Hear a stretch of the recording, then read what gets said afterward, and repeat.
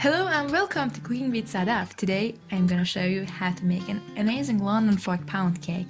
This cake is soft, buttery and has an amazing crumb.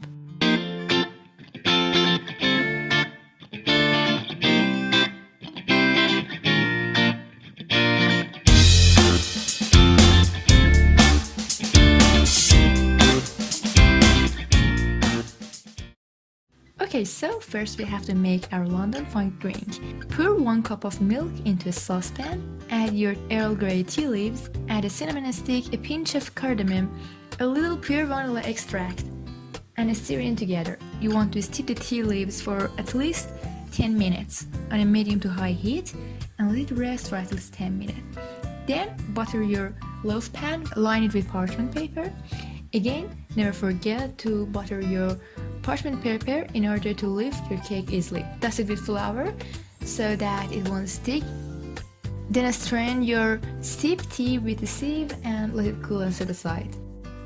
To your dry mixture, which includes flour, add baking powder, salt and whisk it in order to remove any lumps. Add your room temperature butter to a large bowl and then beat it with an electric hand mixer. Then gradually add your sugar and mix it on high until all of your sugar has dissolved into the butter and you have a nice light in color fluffy mixture. Your butter should be at room temperature, and don't forget to scrape down the bowl using a spatula in order to remove any left butter or sugar at the bottom of the bowl. You have to whisk it until your butter is very pale in color. Then add your eggs gradually one by one. If you add 2 eggs at one time, your mixture will curdle. We want to mix it on low until you have a very nice and homogeneous mixture. Please note that your eggs should be in room temperature too. Also, don't forget to add your vanilla extract. Mix in your batter perfectly. Scrape down the bowl so you make sure that no egg is left. Gradually fold in your dry mixture along with 1/3 of your wet mixture, which was your steep cold tea. Gradually and slowly, using a spatula or hand whisk, fold in your batter. You have to make sure that you are not over mixing the batter. Of course, you can use an electric mixer, but put it on low and decrease the time, because over mixing the batter will lead to activating the gluten in the flour and having a very hard and dense pound cake. Then mix in all of your remaining dry and wet mixture, fold it in or mix it until you have a nice homogeneous batter.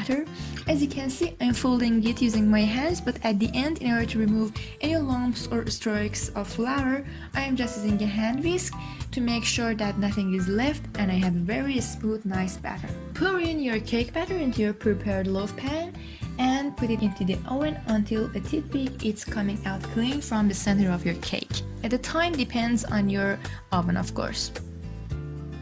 Now your cake is nice, ready and baked. Let it cool completely. As you see, there is a classic crack always on any loaf cake, which makes it more authentic and nice. In order to make the glaze, add the powdered sugar or confectioner's sugars. 3 or 4 tablespoons is enough.